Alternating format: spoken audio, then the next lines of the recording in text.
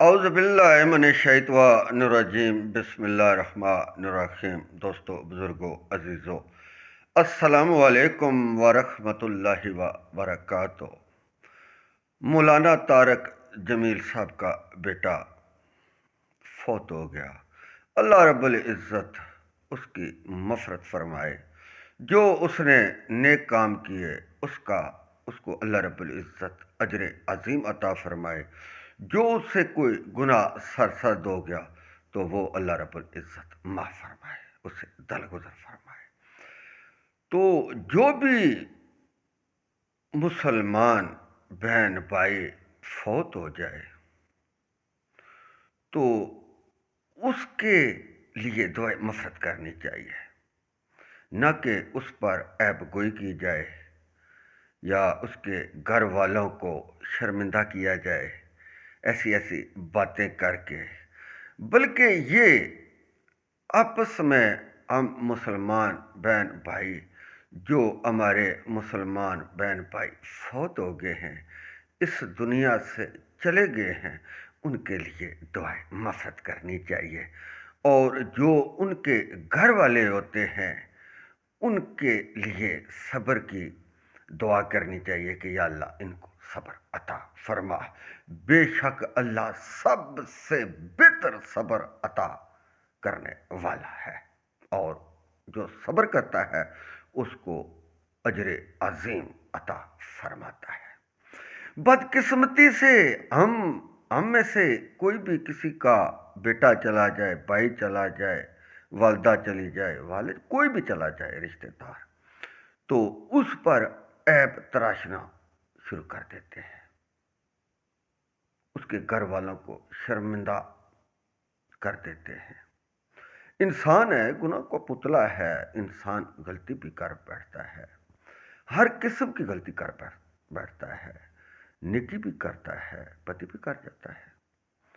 تو ہم جو اس کی نیکیاں ہوتی ہیں ان کو فوری بلا دیتے ہیں، اور اس کی جو بدیاں ہیں وہ فوری نکال لیتے ہیں۔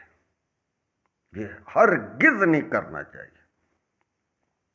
یہ مخلوق اللہ کی ہے، اس نے حساب کتاب لینا ہے۔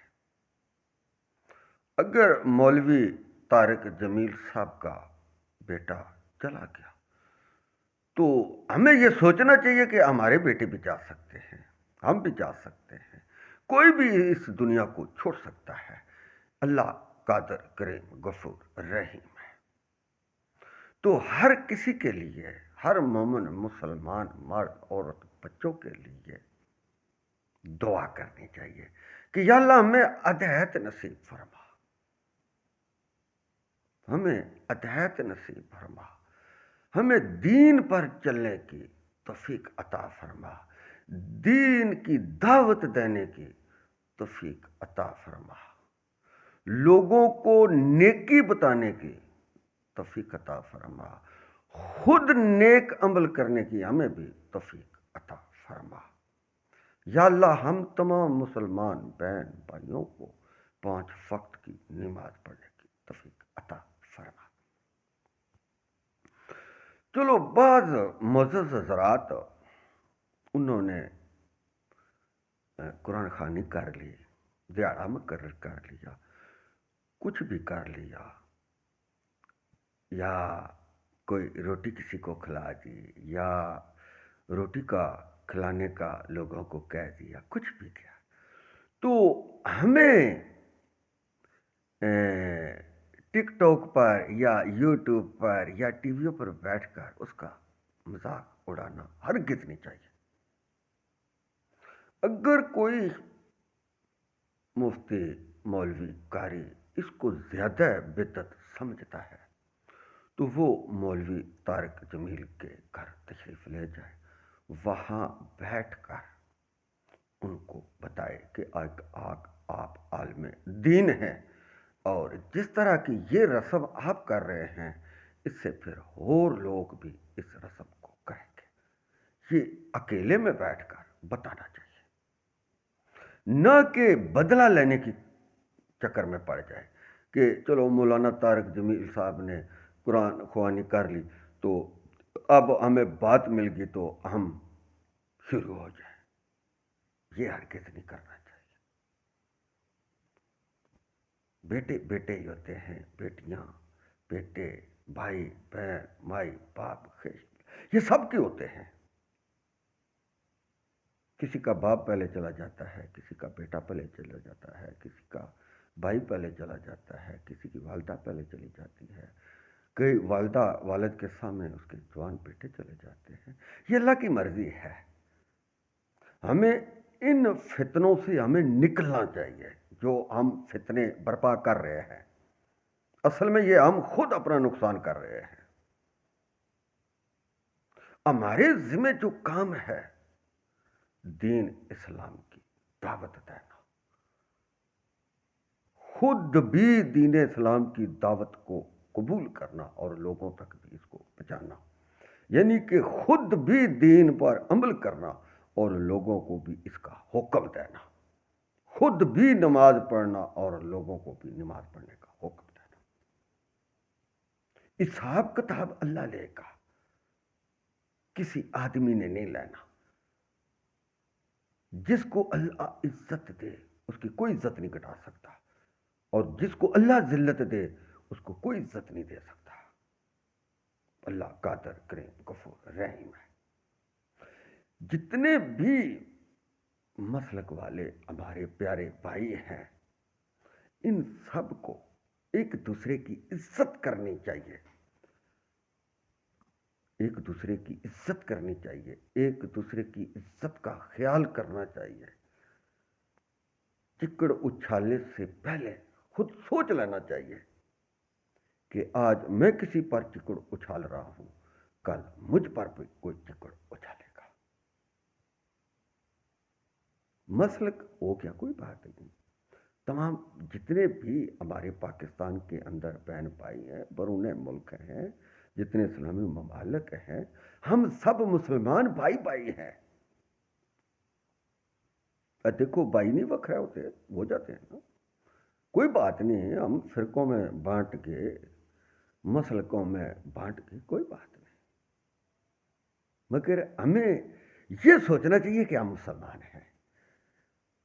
ایک مسلک والے کو کوئی غلطی ہو جاتی ہے تو دوسرے مسلک والے کو چاہیے کہ اس کے گھر چلا جائے، پیار محبت سے بیٹھ کر ایک دوسرے کی بات سنا کر دلیل کے ساتھ منانا چاہیے کہ یہ بھائی جان آپ غلطی کر رہے ہیں۔ جو غلطی کر رہا ہو اس کو بھی سوچنا چاہیے کہ میں نے غلطی کی ہے، یہ میرا بھائی ہے، بے شک کسی اور مسلک کا ہے، لیکن ہمیں اس کی بات ماننی چاہیے۔ میں غلط ہوں تو یقین مانے کہ سب جھگڑے ختم ہو جاتے ہیں، اور ہمیں ایسا کرنا چاہیے۔ ہم تو بس اسی میں پھنسے ہوئے ہیں۔ دیکھو جی اہل سنت جماعت والے شرک کرتے ہیں، اہل سنت جماعت والے کہتے ہیں دیکھو جی دیوبندی شرک کرتے ہیں، دیوبندی کہتے ہیں کہ دیکھو جی اہل حدیث شرک کرتے ہیں۔ ہم اسی چکر میں پڑے ہوئے ہیں، اس چکر سے ہمیں نکلنا چاہیے۔ اللہ اور اللہ کے رسول کی طرف ہمیں رجوع کرنی چاہیے۔ مجھ سے کوئی غلطی ہوگی تو مجھے سمجھاؤ، معاف کر دو۔ اسلام تو پیار محبت کا درس دیتا ہے، غلطیوں کو معاف کرنے کا درس دیتا ہے، نہ کہ جھگڑے کا درس دیتا ہے۔ نہیں، پیار محبت کا درس دیتا ہے اسلام۔ اہل سنت والجماعت سے اگر دیوبند سمجھتے ہیں کہ یار ان سے کوئی غلطی ہوگی تو یہ پیار محبت سے جائیں، ان کے پاس بیٹھیں، بات کریں، ایک دوسرے کی مانیں۔ اگر دیوبند سے کوئی غلطی ہوگی تو اہل سنت والجماعت کا کام ہے کہ ان کے پاس جائیں اور ان کو سمجھائیں، اہل حدیث اس طرح کریں، سب اس طرح رل مل کر ان مسئلوں کا حل نکالیں تو لڑائی جھگڑا کبھی نہیں ہوتا۔ یہ ہمارے لڑائی جھگڑے کی وجہ سے ہم پیچھے چلے گئے۔ اتفاق سے بات کرنی چاہیے، پیار محبت سے بات کرنی چاہیے، ایک دوسرے کو معاف کر دینا چاہیے۔ گھر میں 5 یا 7 یا 10 آدمی رہتے تو یہ غلطی کرتا ہے تو اس کا یہ مطلب نہیں ہے اس کو قتل کر دیں، نہ، اس کو سمجھاتے ہیں، تھوڑا ڈراتے دمکاتے ہیں، راہ راست پر لاتے ہیں، کیونکہ وہ بدن کا حصہ ہوتا ہے، بھائی ہوتا ہے۔ اسی طرح ایک مسلمان دوسرے مسلمان کا بھائی ہے، تو ہمیں بھائی بن کر رہنا چاہیے۔ جب ہم ہمارے بڑے جو علماء ہیں وہ بھائی بن گئے نا، تو پھر چھوٹے خود بخود بھائی بن جائیں گے۔ جب گھر میں ایک گھر ہے، اس میں میاں بیوی لڑتے ہیں، تو بچے کیسے سکون سے رہ سکتے؟ نہیں رہ سکتے۔ جب بیوی میاں میں اتفاق ہوگا تو اولاد خود بہ خود اتفاق میں چلی جائے گی۔ اسی لیے ہمارے جب علماء آپس میں اتفاق کر لیں گے تو سب اتفاق میں ہو جائیں گے۔ بے شک اللہ قادر، کریم، غفور، رحیم ہے اور رب العالمین ہے۔ نبی صلی اللہ علیہ وسلم اللہ کے بندے اور اللہ کے رسول ہیں اور رحمت للعالمین ہیں۔ اللہ کے سوا کوئی بندگی کے لائق نہیں، نہ کوئی سجدے کے لائق ہے، نہ کوئی عبادت کے لائق ہے۔ اللہ ہر چیز سے پاک ہے، ہر چیز اللہ کی محتاج ہے، اللہ کسی کا محتاج نہیں۔ ہمیں چاہیے کہ ہم اللہ اور اللہ کے رسول کے احکام کے مطابق زندگی گزاریں، خود بھی اور مخلوق خدا کو بھی گزارنے کا حکم دیں۔ یہی حکم اللہ اور اس کے رسول صلی اللہ علیہ وسلم کا ہے۔ سیدھا راستہ وہی ہے جو اللہ اور اللہ کے رسول نے بتایا، باقی سب راستے ٹیڑھے ہیں، ان کی کوئی حیثیت نہیں۔ پھر پھرا کے جنت میں یعنی کہ دوزخ کا مزہ چکھا ہے۔ عقل مند سیاںا یقیناً سیدھے راستے پر وہ شخص ہے جو نبی صلی اللہ علیہ وسلم کی سنت کے مطابق زندگی گزار کر اس دنیا فانی سے چلا جاتا ہے۔ وآخر دعوانا ان الحمد للہ رب العالمین۔